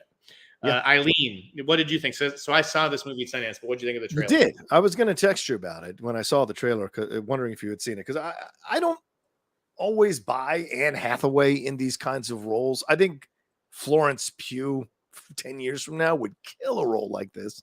But that being said, I kind of felt that there was good chemistry here. I liked what I was seeing. Although the Thomasin McKenzie voice is starting to get to me a little bit, so I don't know. Austin accent is rough. Yeah. Is it really? Oh, okay. Yeah, the accent was a little. Yeah, in the trailer. Yeah. So I don't know if I'm 100% sold. It's nice to see Shea Wiggum, but I don't know if I want to see a film like this. Was it good? Is it worth it? It's okay. I didn't love it. Okay. I probably would have gone like B- range. Ooh. Wow. Yeah, it's worth seeing. And I think that the performances are really good. I think Thomasin McKenzie, even with an accent that may be a little too Boston, like I'm from Boston, like it was a little much, as most actors' Boston accents are. Right. I think she's a good little actress, and I love Annie Hathaway. I mean, she's one of my favorites. And Hathaway's great. Shea Wiggum is basically my favorite character actor working right now. He's great. It's just, and Marin Ireland, I believe, is in the third act. She plays, they kind of keep that under wraps a little bit. But it's a little literary, right? Okay. It's like, it doesn't, I wish it was a little bit more fun and vicious and sexy, and it plays it a little too literary for me. A little too prudish, ironically, is what you might say. In a sense, yeah. It's but it's worth checking out. Yeah. Well, this is what I think. I don't think she has that gear, and this is the problem I think with Hathaway when she does these roles. It's not because I'm not saying Hathaway shouldn't do these roles. I'm saying I don't ever see her naturally turn that sexy, insane, unsettling, crazy gear on. It doesn't come naturally to her in her natural essence as an actress. So when she plays roles like this, I know I'm getting a more restrained, crazy performance, and I'd like to see something that's more electric. That's why I think Florence Pugh would kill a role like this 10 years from now. Napoleon Ferrari thoughts? Napoleon Ferrari. Napoleon. I think that movie just is the battle scenes, and like I just don't care about the romance. Yeah, I'm nervous about that movie for sure. Ferrari looks terrific. Yeah. That's what I think. Like, I don't care if it's just a family drama with like a half hour of racing at the end. Like, I just love Man's vibe. Yeah, I know. And then Man said, I didn't even ask you about this. Man came out and said in an interview that Heat 2 is his next movie, period. So are you excited about this? Does this make sense? I mean, it makes sense, certainly, given, he's getting up there, Michael Mann, and, the book was a bestseller. Like, the book performed very well. The book did perform well. Still, like, a popular property that guys are interested in, and that, like, men of, like, a wide range of ages, I feel like, too. It's, like, almost a movie that's been passed down through the generations more than, like The Godfather used to be. Like, your father may have showed you The Godfather. Well, now I, or people my age, showed their kid Heat or whatever. Yeah. In a way. Don't worry, I don't have any kids that I know of. So yeah, it totally makes sense that would be Michael's next. All right. I think that was it for the trailers. Oh, there was a Saltburn trailer, but I think we're both already sold. Anything new in that Saltburn trailer? Saltburn. It wasn't. It's not great. You don't like it? Okay, fair enough. It was okay. But okay. Not with that first teaser set up, really. Okay. Let's hit these three stories real quick. Pete Davidson's hosting stint on SNL this past weekend. I thought it was terrible, except for the words he said at the beginning of the show. But the show overall, I laughed maybe once or twice. Yeah, you like the Ken, his Barbie thing? No, I thought it was ridiculous. The best part was Deion Sanders. That was incredible by Keenan. That was fucking hilarious. Listen, I just think it's good to have SNL back. Fair enough. It provided a few laughs over the weekend that you otherwise would not have gotten if the show wasn't on the air. Yeah, and you're right. I did love his opening monologue speech. Yeah, I mean, it was shocking how honest that was, and how it's just it is. It was funny. It's like, geez, do I really want to hear Pete talking about a terrorist attack and war? It's like, no, but you know what? Pete may be the right person to talk about it. So right, good point. Michael Caine retiring from acting officially. He's got one more movie coming out here where he's a World War II veteran going to revisit. I'll miss him. Let him enjoy his golden age, his golden years in peace. Yeah, I agree. It's a shame we won't get a Harry Brown sequel. James Franco's new role. What are you going to say about James Franco? Well, I think he's been in 2 stories. I don't even know if that I clicked on the stories or remember any details about them. But he's lined up a couple of overseas movies, right? So you're starting to see the little toe dip of, can I work again? Just like Spacey is trying to mount a comeback, and you're seeing. Yes, he is. He got a standing ovation at Oxford. Good God's sakes. Right. And obviously all of these cases have their own nuances to them and everything. I always liked James Franco. I sat behind his brother last week at the Shia LaBeouf play. Oh, nice. So I've always had a soft spot for the Franco boys. Obviously, James is accused of doing some pretty bad stuff. Yeah. But, if he could make a comeback, would I be able to separate the art from the artist? Like everybody else? Yeah, probably. Interesting. Okay. Fair enough. Suzanne Summers passed away. Any thoughts? I mean, it's kind of out of your generation, I think, Jeff. So any thoughts on Suzanne Summers? I still do the thigh master, baby. That's what my legs are my best attribute. I mean, I watch Step by Step on every week. Okay. I was a huge step person. Right. So I hope she takes a step by step on up to heaven, because that's where she belongs. She's an angel, that Suzanne Summers. I feel like who's it, Mr. Blonde and Reservoir Dogs? So you seem like a big Patrick Duffy fan. Are you a big Patrick Duffy fan? I grew up with her. I mean, Three's Company was right when I was kind of coming into the idea of women, and so Suzanne Summers to me was absolutely gorgeous. And she was so on your wall, huh? Was she on your wall? No, I wasn't allowed to have those in my house, but I was able to watch her and enjoy her. And it was the first time I remember an actor being kicked off a show for arguing for equal pay. Like, it was one of these things that I remember distinctly as one of the things that, as a young man, that I remember being interested in this. And so maybe one of the first stories that kind of got me thinking about entertainment in a different way. And the John Amos Good Times, also that story as well. So she symbolized a lot. And I thought, more than just the thigh master, more than just her work, the fact that she fought to get her worth, I think, is her legacy overall as an actress. She's an OG feminist. You love OG feminist. Yeah, absolutely. Good point. All right, Killers of the Flower Moon. Let's review it. Jeff, I only saw an hour of it before I stormed out of the theater because I sat next to 2 idiots. Your thoughts on the movie? You didn't move your seat? I moved twice, and it's got sat next to 2 idiots. The first was a critic who had his light on as he wrote his notes about the movie, which drove me insane. And the second one, I sat next to right in the dark. If you're going to take notes during a movie, which I would not necessarily recommend, but if you're going to do it, you have to learn to do it in the dark. Yeah, use your fucking mind. And the second one was I sat next to 2 guys. They moved me to the VIP section. Very kind. I'll see it. I thought it was okay. Guy talked to the whole first 30 minutes, 40 minutes, 5 minutes of the movie.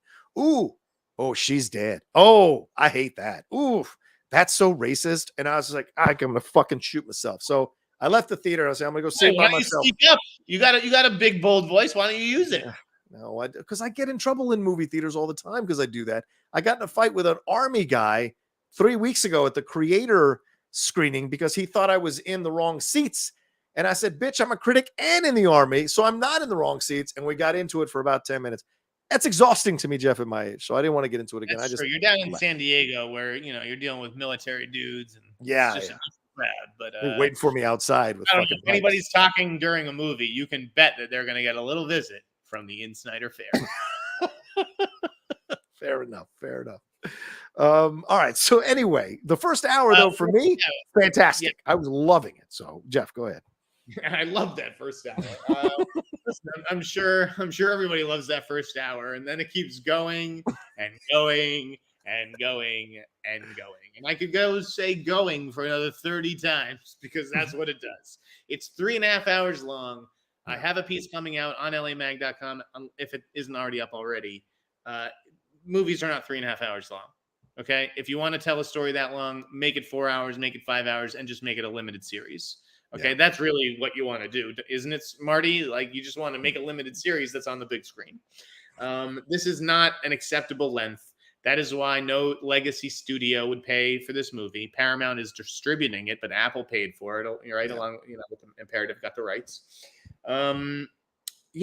Someone's got to tell Marty, no, this is just not how we do things nowadays. So okay. And it didn't have a perspective. It didn't.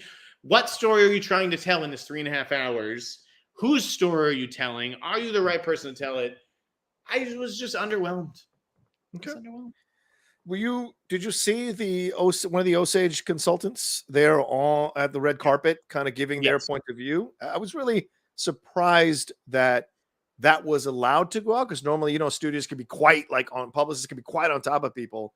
That being said, I appreciated that he was able to give a very interesting, nuanced take overall on the film from his perspective. And it is nuanced. Like, he wasn't just trashing the movie. No. He's acknowledging that the movie would have been different had someone else made it. Yeah. But I'll put it this way. If there's one thing I can guarantee, it's that guy won't be doing any more carpet interviews and won't be consulting on another Apple movie. True. That's for sure. That's true. But hey, it was worth it to tell the truth, man. Sure. One thing I will say, though, and again, it's like, I don't want to come off like an asshole for making these accusations, but holy shit, they're really going for it, right? Apple, with like the whole Native American thing in this. Yeah. It's just like they've got the drum circle on the carpet. Then everyone comes into the theater like, hey guys, like, you think we could do that drum circle again on the stage? Like, it's just going to be fucking drum circles all season, right? Yeah. And I get that maybe that's what you have to do in lieu of not having the actors there too, especially, right? You've really kind of got to step up like the Native American of it all, but it's just, you can sense that, like, this is the card that we have to play this season.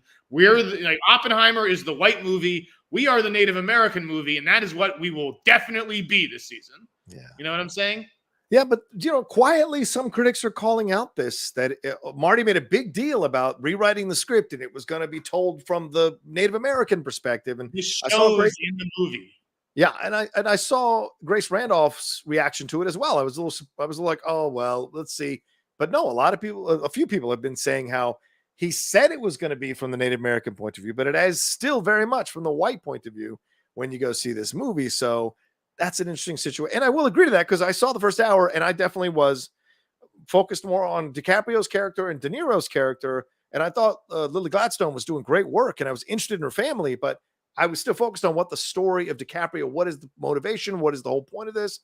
So they spent much more time fleshing that story out, even in the first hour. So I'd be interested to see when I finally see it. Problem, other than like the point of view and the story, and is that Leonardo DiCaprio cannot.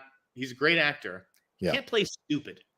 Okay, his character is not the brightest bulb. Okay, not the sharpest tool in the shed. And DiCaprio is an actor who projects intelligence, even when he's playing like a fucking fuck up Irish guy in Boston in The Departed. Like, he's a clever, crafty, cunning dude. Yeah. So I didn't buy him as the character. I do think he was miscast. I think it was, all right, we're going to change this story, flip this story from what we were originally going to tell. Yeah. Right? And now it's like, well, shit, now this guy's basically our main character. We can't have Jesse Plemons play him because we can't make a $200 million Jesse Plemons movie. So we have to fucking let Leo be this guy if that's what Leo wants to do. And it's not a fit. Someday, Jesse, someday, but not right now, maybe. Okay. Do you want to take a break real quick? So a 30-minute mark and then jump into this stuff? Well, let's do that real quick. Okay. We'll take a quick break, take our breath, and then we'll jump into our Scorsese fantasy draft and answer your final super chats and get on out of here. We're right back right after this.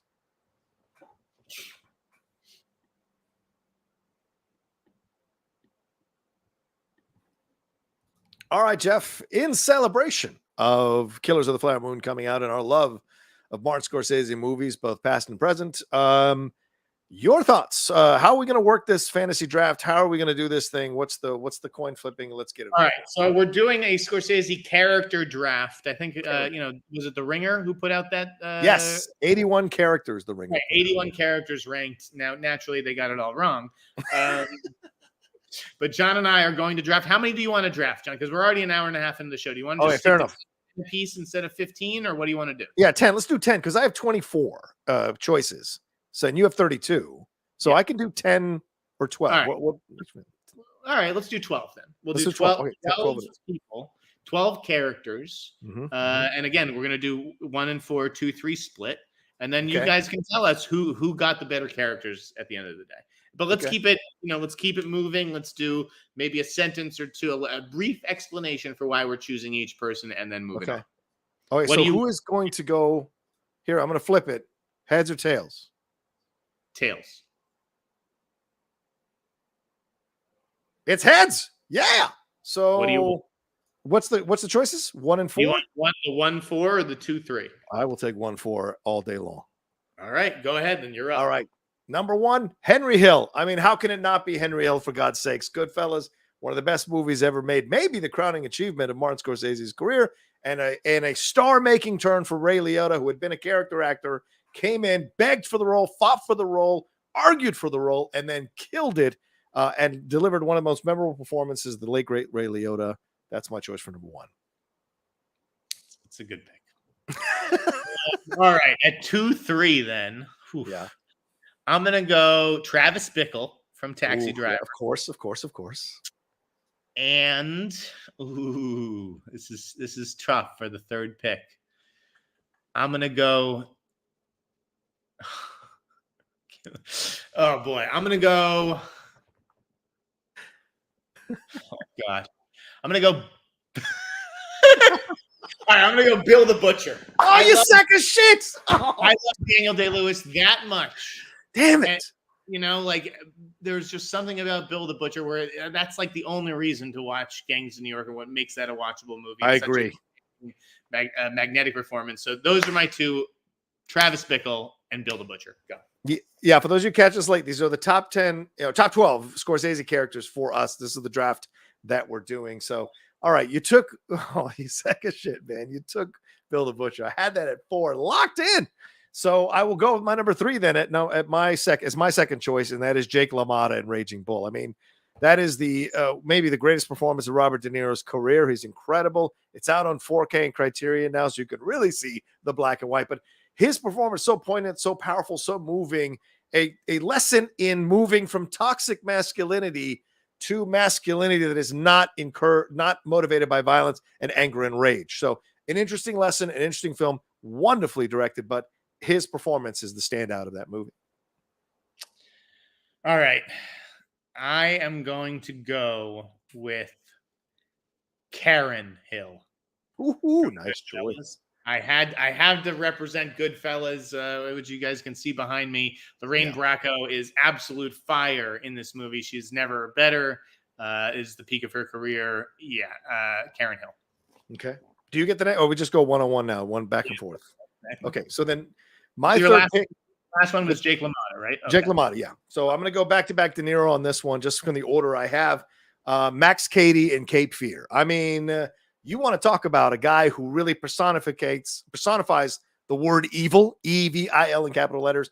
That is Max Cady, from the possible pedophilia that he's committing with Juliette Lewis, to the talking in tongues, to this laughing in the movie theater, and to the end there when he sinks under the water like a demon going back to hell. What a performance. Incredible stuff from De Niro as Max Cady. It's a good one. Okay. All right. I'm going to go with another woman. They say that Martin Scorsese can't direct women. Not good at directing women. Bullshit, I say. And I'm going to go with the girl who reminds me of my own. Oh. Ginger McKenna. Oh, interesting choice. Okay, go ahead. The peak Sharon Stone. You can see why Ace Rothstein falls in love with her, and also why he's just like, I gotta get rid of this lady. I hate her in the movie. I'm not thinking that. Just to be clear. I know. I'd like the movie to be made without her in it. So then my fourth pick is Tommy DeVito, Joe Pesci in Goodfellas.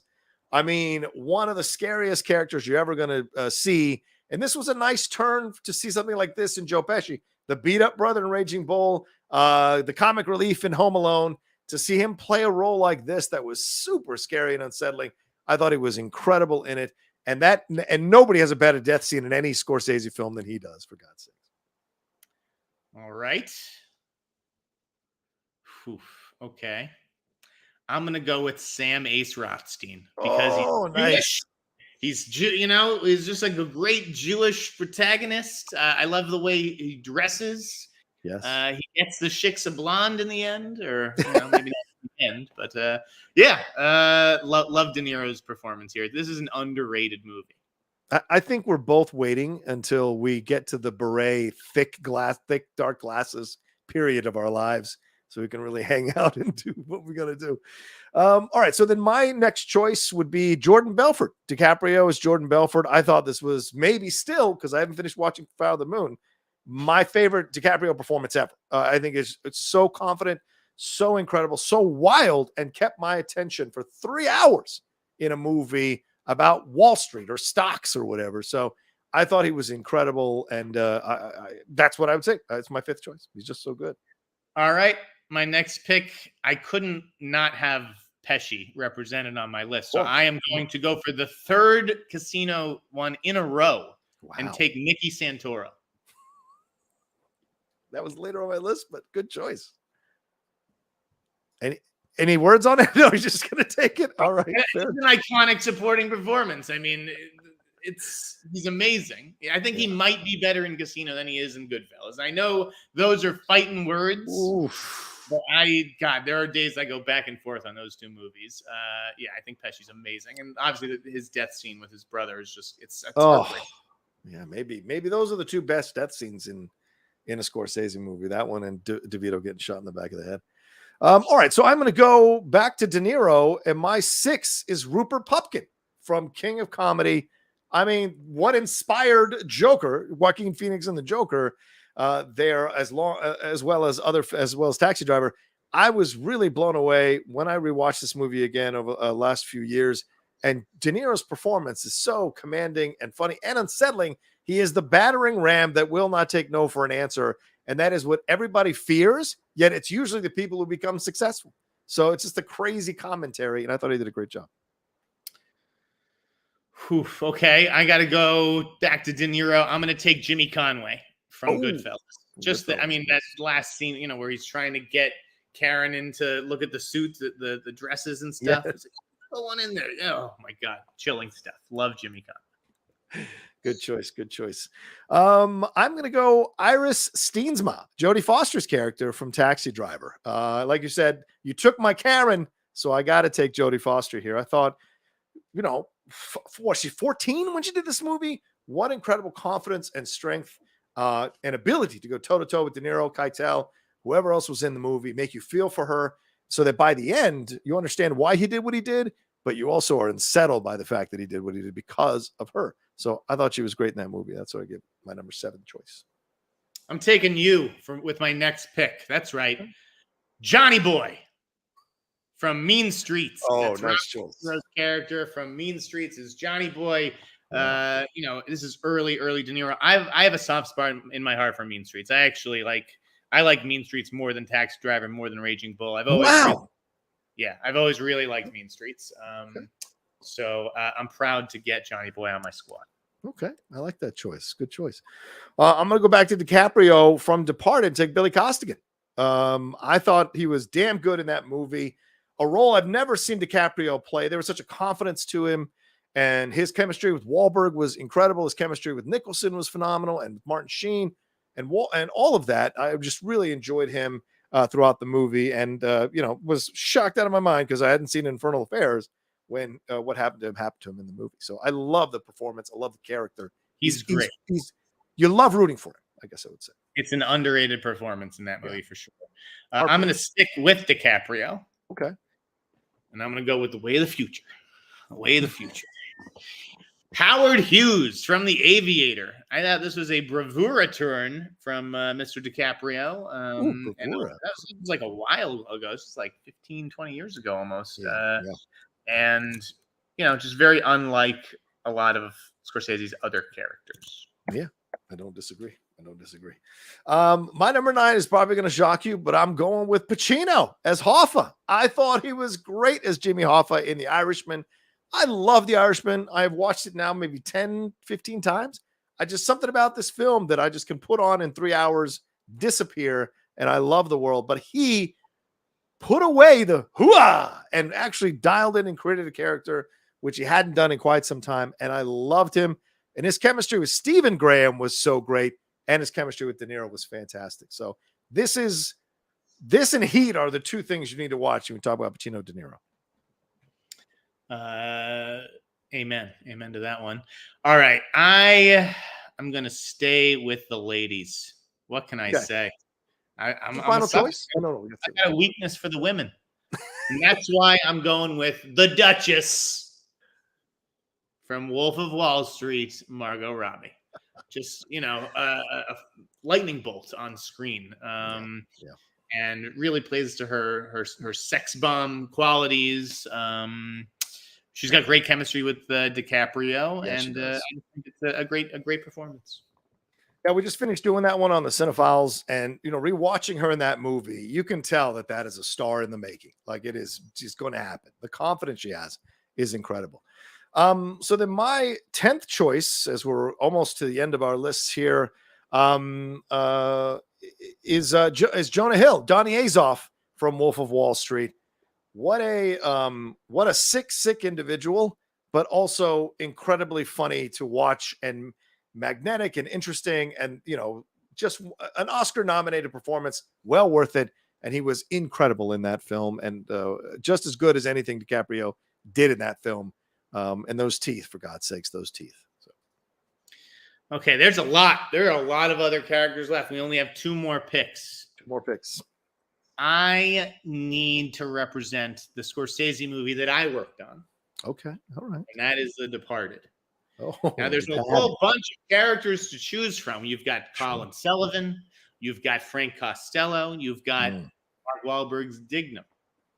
However, I am going to throw a curveball, and I'm going to take Ray Winstone's Mr. French, a.k.a. Frenchie, and put him on my list at number 11. What a fascinating character. You're just like, how did he get this job? Yeah. What a job it is. I loved Frenchie. Yeah.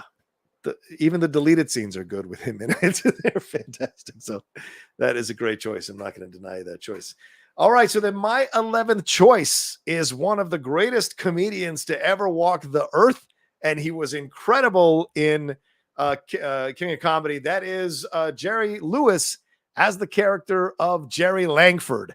This was a window into the real Jerry Lewis. Everyone knew him as the guy.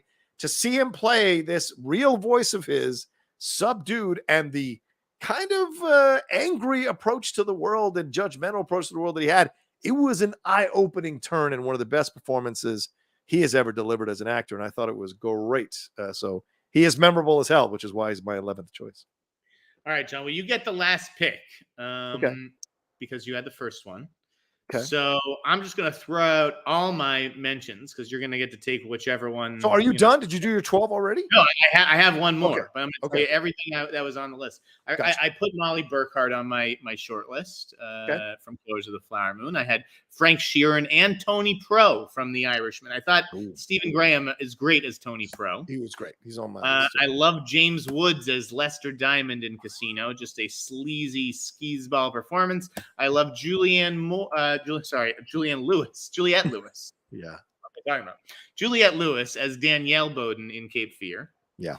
Priest Vallon, Liam Neeson in Gangs of New York. Yep. Like, as I mentioned, those other departed characters, whether it's Matt Damon, Wahlberg, Nicholson, Matthew McConaughey in Wolf of Wall Street as Mark Hanna, Paul Sorvino as Paul Cicero. But in the end, my last choice will be the Wig Man.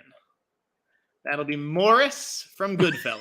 I think Chuck Lowe is so perfect as the super fucking annoying Morris who just wants his money and ends up paying a dear price for pissing off Jimmy Conway and everything in Goodfellas. Love that guy. Do you think, and please don't get mad at me, but do you think the asshole sees you as Maury, constantly hounding him for your money? Do you think the guy that is mad at you? We're not getting into it today. We're not getting into any of that. All right. No, I don't think it's this fucking guy. If I'm Maury, shit. He's great. I could certainly use a rug. That's for sure. I love that dude. That's a great choice. I love Maury in that movie, man. Thank you. So, who's your last pick? So my last pick is Paul Cicero. I love in Goodfellas. I love Paul Sorvino, the late great Paul Sorvino. What a role, what a performance. Always loved Paul Sorvino as an actor, but this is my favorite thing whenever I talk about Paul Sorvino. And I thought he's great. He commands the room. What an interesting portrayal here, where everyone else is burnishing your legend before you even show up on screen. And when you do, you immediately own every scene he's in. And that last scene, now I got to turn my back on you. It's so great with Paulie. And so I think this is his best performance ever, Paul Sorvino. Okay, so now to recap the teams, just to give Rocha's team includes Henry Hill, Tommy DeVito, Paul Cicero from Goodfellas, right? Yes. Jake LaMotta from Raging Bull. Yep. Max Cady from Cape Fear. Yep. Jordan Belfort and Donnie Azoff from Wolf of Wall Street. Rupert Pupkin and Jerry Langford from King of Comedy. Interesting. Okay. Right? Billy Costigan from Departed and Ira Steensma from Taxi Driver. That's right. Right? That's right. And those were the 12. So you really leaned heavily on, you had a lot of Goodfellas, King of Comedy, and Wolf of Wall Street. You had both. It's just the way it went down because of the choices you made. Yeah. Sure. No, of course. Yeah. So I have Travis Bickle from Taxi Driver, Bill the Butcher from Gangs of New York. Great choice. Aaron Hill and Morris Kessler from Goodfellas. All three leads from Casino. So Ace Rothstein, Mickey Santoro, and Ginger McKenna. Yeah. I have Jimmy Conway also from Goodfellas. So it's Karen Hill, Jimmy Conway, and Morris Kessler. Johnny Boy from Mean Streets, Howard Hughes from The Aviator, the Duchess from Wolf of Wall Street, and Frenchie from The Departed. Okay. So that's the post. Those are perfect. Yeah. I was going to run through my honorable mentions like you did real quick. Yeah, Joey LaMotta in Raging Bull. Pesci's great in that. Katharine Hepburn as Kate Blanchett in The Aviator. Incredible. Vicky LaMotta, Kathy Moriarty in Raging Bull. So damn good. Willem Dafoe is Jesus Christ in Last Temptation of Christ. I thought he did a great job. Captain Ellery Baldwin in Departed. He's great. Priest Fallon, which you had already chosen. Tony Pro, which you already chosen. Captain Queenan, Martin Sheen is so good in that role in Departed. And Georges Méliès, Ben Kingsley, and Hugo. I thought he did a great job for Méliès. So those are my cool. Yeah. Well, that's our draft. John, should we get into the Patreon server, or should we wait for next week for that, or what do you think? Well, we're at less people now than we were when we started. Should we wait till next week? We've been talking endlessly. Let's just say we'll lead with, or we'll hit the middle of the show next week with our Patreon stuff. We'll have it hammered out a little bit more, but just know that we are going to announce one soon. And there are some interesting ideas that we are kicking around that will be interactive for you all, as well as I think fun and beneficial for everybody involved. So we will highlight those next week, but stay tuned for that. Basically next week. Get your movie ideas ready. Start thinking of movie ideas, folks. Yeah. Do you want to tease anything, or do you want to leave it till next week? I think I just did. Okay. There you go. All right. Well, let's hit these Streamlabs and then or Super Chats, and we'll get out of here, Jeff, real quick. Superpower, speed through them all. Empire Fan says, went to see the Taylor Swift movie, and it was not worth it. I'm a fan of her, but out of the 40 songs she played, I knew 7 songs. I was bored as hell. Well, if you're not keeping up with her, work, how are you going to know the songs? Jeff, you did an article on this. Thoughts on it? I mean, what wasn't worth it about it? It seemed like you got a Taylor Swift concert for like a fraction of the price of a normal Taylor Swift ticket. I imagine it was, maybe a little bit annoying inside the theater. But yeah, it's like, if I don't know that I would go see a concert film for a band that I only know 7 of the 40 songs, or whatever. Right. And I don't think it's a secret of what songs are in the movie. You probably could have found that out ahead of time. True. Brendan Bishop says, hey guys, long time, first time. How did you like the new trailer for Napoleon? The first trailer blew me away, but the new trailer made it seem more basic, in my opinion. I didn't agree with that. We talked about it, I think, already, Jeff, right? So anything more to say? Yeah, I mean, we talked about it. I just didn't think that there was anything that special about that new trailer. I like the War Pigs, right? I like them setting it to that song. I wish they'd stop. That's an anti-war song. Anyway, Brandon Joseph. Right. It drives me crazy. Really missing the point. Yeah, it's like Born in the USA. It's not a pro-USA song. Brandon Joseph says, Matthew Vaughn was saying, take the characters, recast, and tell all new stories not connected to the ones already told. A brand new universe beginning. Yes, absolutely. Don Reynaldo McWhiskey says, just sending support. Cheers, gents, and cheers to all the comments in the chat. Thank you. Thank you, Don. Empire Fan 1980 says, went to see Hocus Pocus for the 30th anniversary, and seeing young kids seeing it for the first time made me feel old. I saw this come out 30 years ago. That's what Empire Fan 1980 says. Jeff? That's how time works, baby. One day you're the kid, and the next day you're the adult. That's true. Empire Fan also said, did you see that Beetlejuice is coming back to theaters for its 35th anniversary? Will you guys go see it?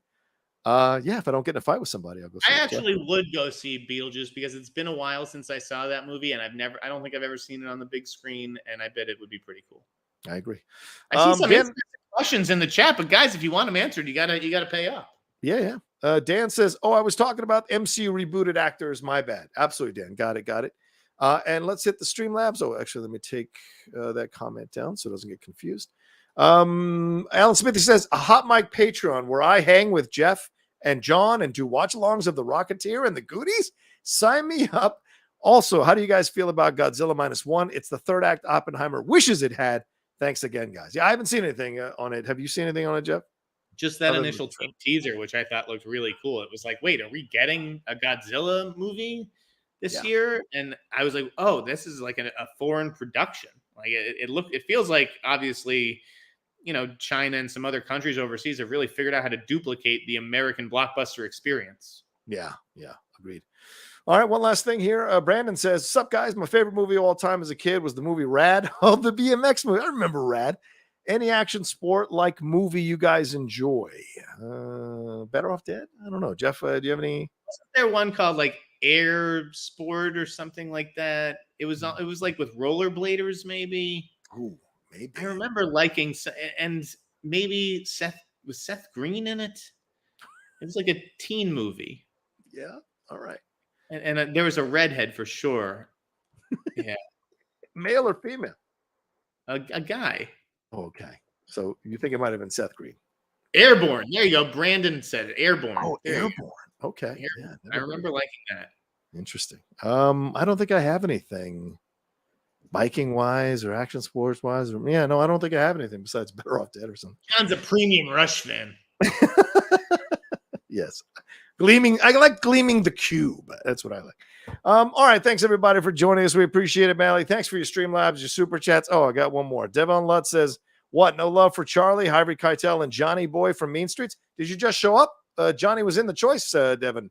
Hey, Johnny. Jeff took Johnny. So what's Bobby Milk? Do people call De Niro Bobby Milk? I don't know. I've never heard that before. But yeah, Harvey Keitel, I know he's not that memorable in Taxi Driver, in my opinion. All right. Anyway, as I was saying, thanks everybody for watching. We appreciate it, Manly. Thanks for the Streamlabs super chats. Thanks for the great chat. Jeff, another fun show. Please let people know where they can find you, what you got going on. Ian Snyder on Twitter, lamag.com. Definitely have some fun pieces coming out there, and stay tuned. Yeah, stay tuned for sure. As for me, at the Rocha Says on Twitter, Instagram, the Outlaw Nation on Twitch, and everything else I got going on for sure. Geek Buddies is out tomorrow. We'll have our review of the new Loki episode and a new Jedi Way episode as well. So look for that. And then my reviews of Killers of the Flower Moon over the weekend and Bosch Legacy, which I thought was awesome. All right. Y'all take care of yourselves. Be well. Thanks so much for joining us. Have a great rest of your weekend. And we'll talk to you next time with a brand new episode of The Hot Mic. Peace.